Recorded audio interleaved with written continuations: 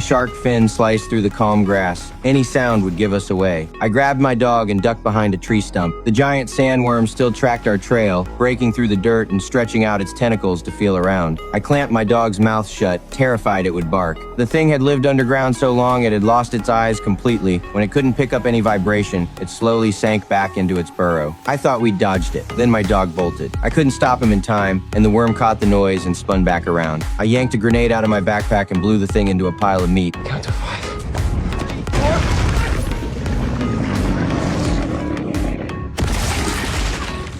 I made it out alive, barely. In this ruined world, monsters like that are everywhere. There are snails the size of mountains, centipede elders 100 meters long, mitten crabs the size of trucks. All these cold-blooded freaks of nature trace back to one thing, a meteor that hit Earth 7 years ago. Humanity nuked it to stop it, but the radiation mutated the compounds inside the meteor and rewrote the planet's ecology. Insects and cold-blooded creatures started growing, and within a few short years, 95% of humanity was gone. The military kept losing ground. Survivors hid in underground bunkers, always on guard against giant ants. I was the most useless survivor of all. 7 years ago, I watched my parents get crushed under a cockroach's foot, and the trauma never left me. Whenever I saw a monster, I'd freeze up, my mind going completely blank. The only reason I'm alive is that my squad showed up in time and took down whatever had broken into the bunker. Did I shoot it or did you? What do you think? You.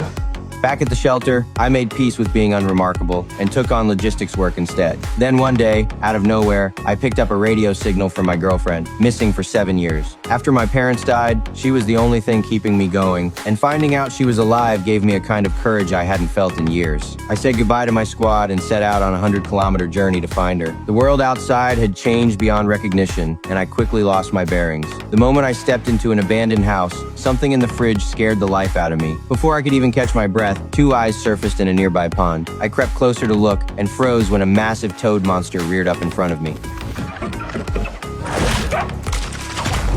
Right as it lunged, a dog tackled me out of the way. That's the only reason I'm still breathing. The toad thing whipped out its tongue, knocked me down, and wrapped it around my ankle. At the last possible second, the dog bit down on its tongue. I scrambled through a fence and ran for my life, following the dog until we ducked inside an old bus, finally losing the toad for good. The dog nosed the door shut like he'd done it 100 times before. This bus was clearly his little post-apocalyptic home. I spent my first night out in the wild right there. The next morning, I packed up to leave, and the dog got up and followed without being asked.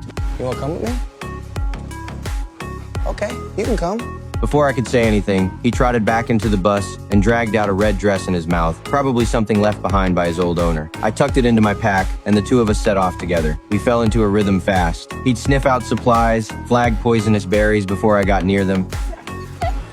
Yeah, you know what? I don't think I should eat these.